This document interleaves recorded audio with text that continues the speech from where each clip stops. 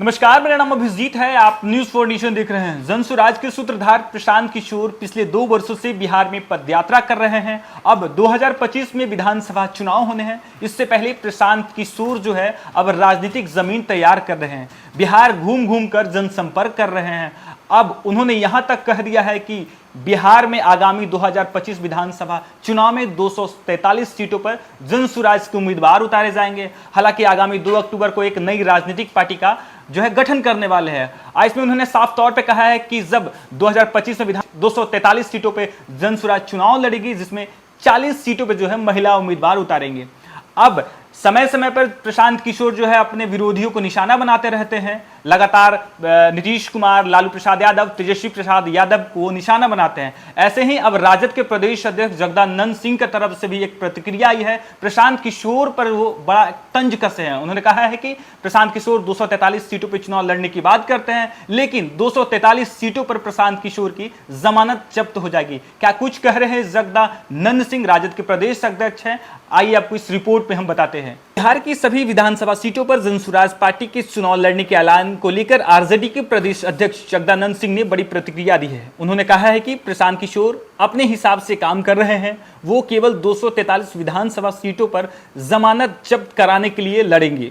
243 सीटों पर प्रशांत किशोर की पार्टी के उम्मीदवार की जमानत जब्त हो जाएगी और उनके सहयोगी चुनाव के बाद उनका साथ छोड़ देंगे।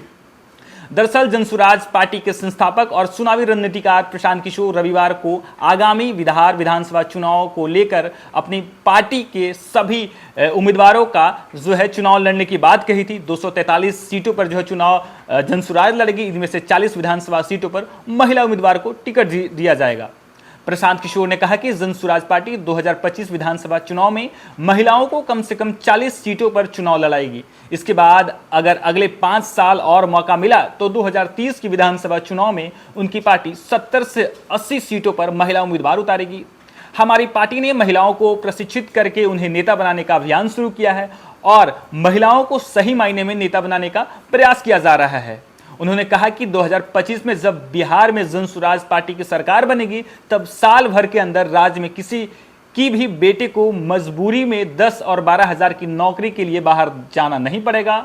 हमने इसके लिए पूरी योजना बना ली है। उन्होंने कहा कि मैं बिहार की जनता से अपील करता हूं कि अगली बार ध्यान से वोट करें। वो किसी नेता या उनके बेटे को देखकर नहीं, बल्कि अपने बच्चों के भविष्य के लिए मतदान करें। प्रशांत किशोर ने कहा कि मेरी इस बात पर बिहार की महिलाओं ने सहमति जताई है। प्रशांत किशोर लगातार इन दिनों बिहार में जनसंपर्क कर रहे हैं, लोगों से जो है बातचीत कर रहे हैं। पिछले 2 वर्षों से प्रशांत किशोर पदयात्रा कर रहे हैं। हालांकि 2025 में बिहार में विधानसभा चुनाव होने हैं।